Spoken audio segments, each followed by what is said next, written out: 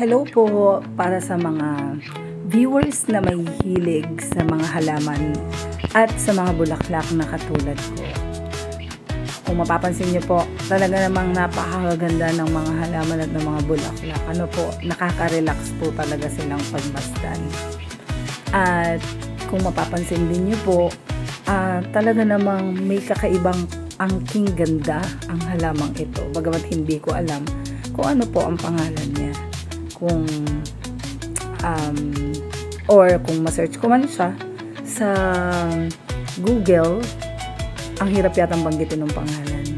Pero pansinin niyo po, karamihan sa mapapakita ko po sa inyo ay artificial plants or artificial flowers lamang po.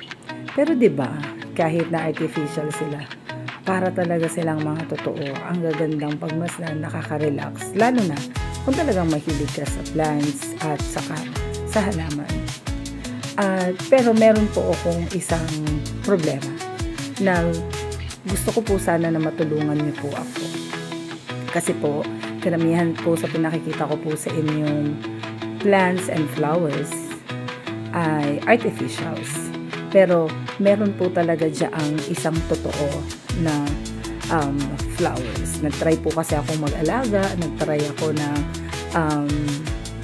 alagaan ang flowers and yung real flowers and plants, kaya lang talagang namamatay sila. Kasi ang totoo, hindi ko talaga siguro alam kung paano ang tamang pag-aalaga ng halaman at ng flowers.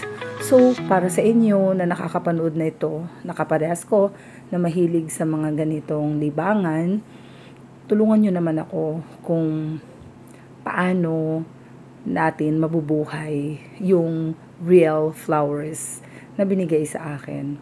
Kasi nga, dahil binigay siya sa akin, sobrang gusto ko talaga siyang ingatan at alagaan. Kaya nga lang hindi po talaga ako marunong kung paano siya aalagaan at iingatan. Hindi ko alam kung saan ko sisimulang alagaan, kung paano ko ma-maintain na buhay siya.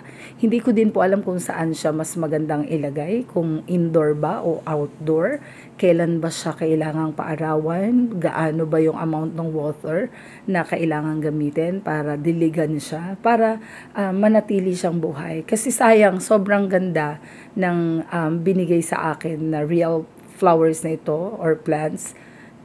Kaya nga lang, dahil nga, sabi ko nga, hindi ako marunong mag-alaga at hindi ko alam kung paano, kaya vinlog ko po ito para ipakita doon sa mga expert sa pag-aalaga. This is it. Ito po yung real flowers na ibinigay po sa akin. And again, hindi ko po alam kung paano ipopronounce ng tama ang pangalan nito. At again, hindi ko po alam kung paano siya bubuhayin. Sobrang sayang siya kung mapapabayaan. So please help me guys. Help me. Turuan nyo naman ako. Please comment po paano po ba sa alagaan, paano i-maintain, at kung paano po talaga ito totoong mananatiling buhay. Sobrang sayang niya. Ang ganda, diba po? So, sa lahat na magko-comment, sa lahat ng mag-message, sa lahat ng tutulong sa akin ngayon pa lang, very thankful na po ako sa inyo. Salamat po kasi, syempre, hindi ko po talaga to alam.